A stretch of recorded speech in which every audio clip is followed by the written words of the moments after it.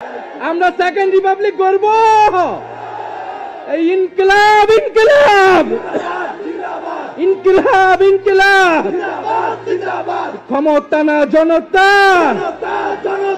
ইয়াপোস না সংগ্রাম, দালালি না রাজপথ, ক্ষমতা না জনতা, ইয়াপোস না সংগ্রাম, দালালি না রাজপথ। যখন এনসিপি বা জাতীয় নাগরিক কমিটি কার কাছ থেকে অর্থ নিচ্ছে সেই প্রশ্ন ওঠে, তখন এর প্রধান নাহিদ ইসলাম বলেন, যারা অর্থ দিচ্ছে তারা যদি নিশ্চিত হয় যে ক্ষতির শিকার হবে না, তবেই তিনি তাদের নাম প্রকাশ করবেন। এটাই কি নতুন প্রজন্মের রাজনীতির নমুনা? এটাই কি সেই পরিবর্তন যা তারা আনতে চায়?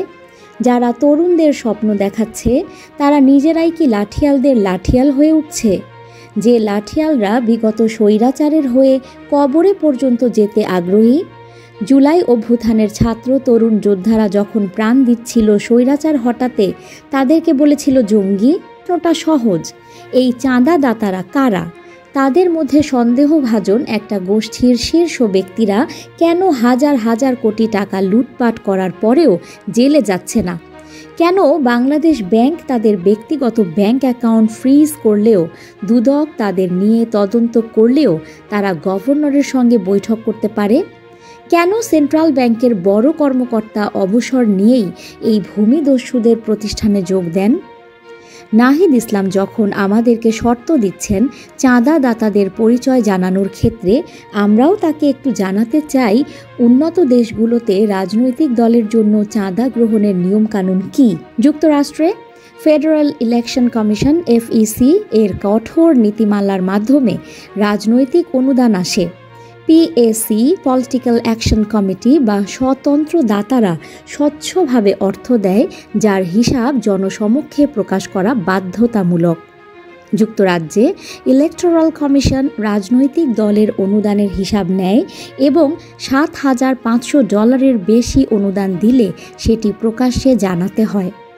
কানাডায় ব্যক্তিগত অনুদানের সীমা নির্ধারিত এবং কর্পোরেট অনুদান নিষিদ্ধ। ফ্রান্সে রাজনৈতিক দল চাঁদা দিতে পারে, তবে তা সরকারি তহবিল ও স্বচ্ছ অ্যাকাউন্টিংয়ের আওতায় হয়। তাহলে আমাদের দেশে সেটি পালন করতে অসুবিধা কোথায় নাহিদ ইসলামদের? তারা কেন পরিবর্তনের নামে একটি দল খুলে গোপনে চাঁদা নেয়, দাতাদের নাম লুকিয়ে রাখে, আর কাদের স্বার্থে কাজ করছে সেটাও বুঝতে দেয় না? তাদের তো বরং প্রতিষ্ঠিত দলগুলোর কাছেও দাবি করা উচিত তারা কিভাবে দল চালায় সেটি জনগণকে জানাতে বাধ্য করা হোক। জনগণ আওয়ামী লীগ, বিএনপি, জামাতের আয়ের উৎস জানতে চায়। নাহিদ ইসলাম যদি সত্যিই স্বচ্ছতা আনতে চান, তবে তিনি নিজেই রাস্তাটা দেখিয়ে দিতে পারতেন, যাতে অন্য দলগুলোও বাধ্য হয় স্বচ্ছতার পথে হাঁটতে। তাহলে প্রশ্ন থেকেই যায়, এনসিপি কি শুধুই নতুন রাজনৈতিক দল, নাকি পুরনো লুটেরাদের নতুন মুখপাত্র? নিউজ ডেস্ক, সংযুক্ত।